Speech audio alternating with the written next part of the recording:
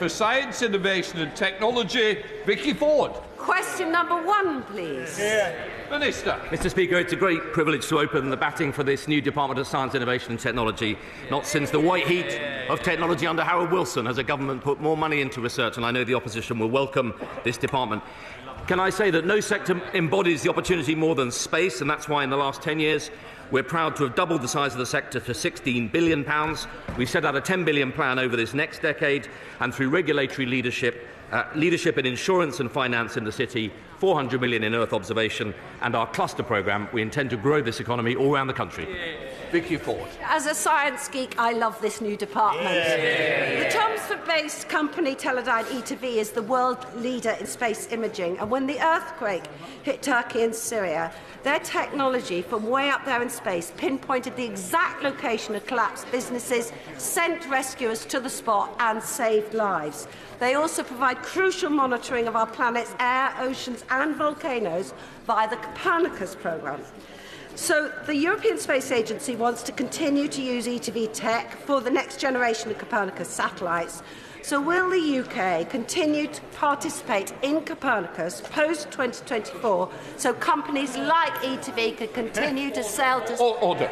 I think the Honourable Lady, as much as she might be a science geek, ought to know that questions need to be short to give somebody else a chance. Statements, put in for a UQ. Come on in, Minister. Mr. Speaker, yes, I pay tribute to Teledyne. They're a great company, and that's why we've put £1.8 billion through the European Space Agency so that little companies like that here in the UK can benefit. And on Friday I was visiting Space East, and we've supported the Space East cluster that they're part of. Following the Northern Ireland Protocol Agreement, the Windsor Framework, we're now actively discussing with the EU the membership of Horizon, Copernicus and Euratom, and funding Earth observation programmes in any case. Andrew Gwynn. Thank you, Mr. Speaker. I welcome anything that focuses on science and technology. It has to be good for our country. And in terms of the domestic space industry, I very much welcome what the Minister has just said. But if we're going to grow this sector, we need the next generation of mathematicians, of scientists, of engineers and of computer programmers. So what's he doing to ensure that the education and training system brings forward the workforce for tomorrow?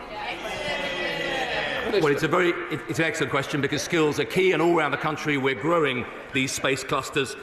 Just yesterday we launched Leicester Space East, which is part of the national network, and in the S&T framework on Monday we've prioritised skills across the S&T framework. The Space Agency have an active skills programme, and we're working with UK Space to set out and map the jobs that are being created. 380,000 over this economy in the next 10 years, and we intend to make sure that our HE and FE sector is supplying them. Rex Smith. Thank you, Mr. Speaker. The Westcott Space Cluster in my constituency is a tour de force of innovative excellence, with a particular focus on ensuring small and medium-sized enterprises can use open access testing facilities, such as through the Satellite Application Catapult's DISC. Does my right honourable friend agree that this open access support is essential, and will he visit Westcott to see it for himself? Minister. Yes and yes, Mr. Speaker. Mr. Carmichael. Mr. Speaker, next month I will be joining the team from High Impulse at the Saxonford Spaceport in Shetland to see the hot fire test of their new Hyplox 75 motor.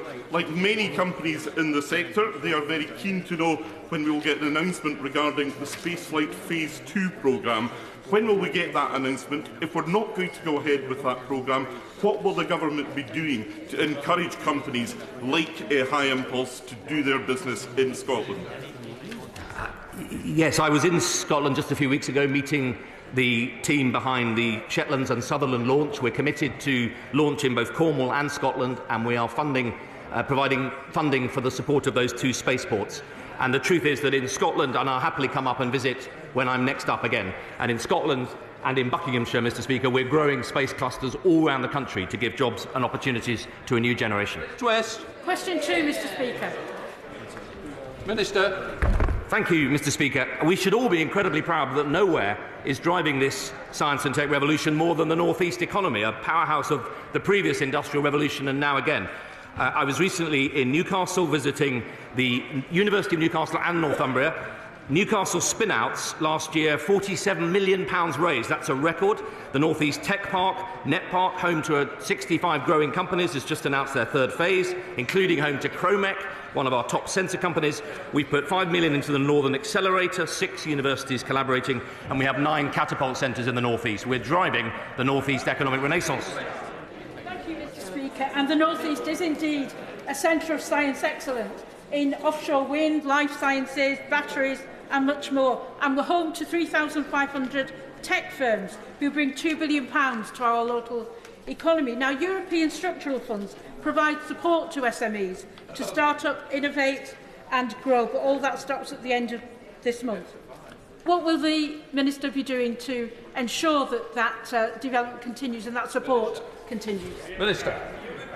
Thank you. It's an excellent question. That's why we have set out the Shared Prosperity Fund, which is now fully deployed around the country.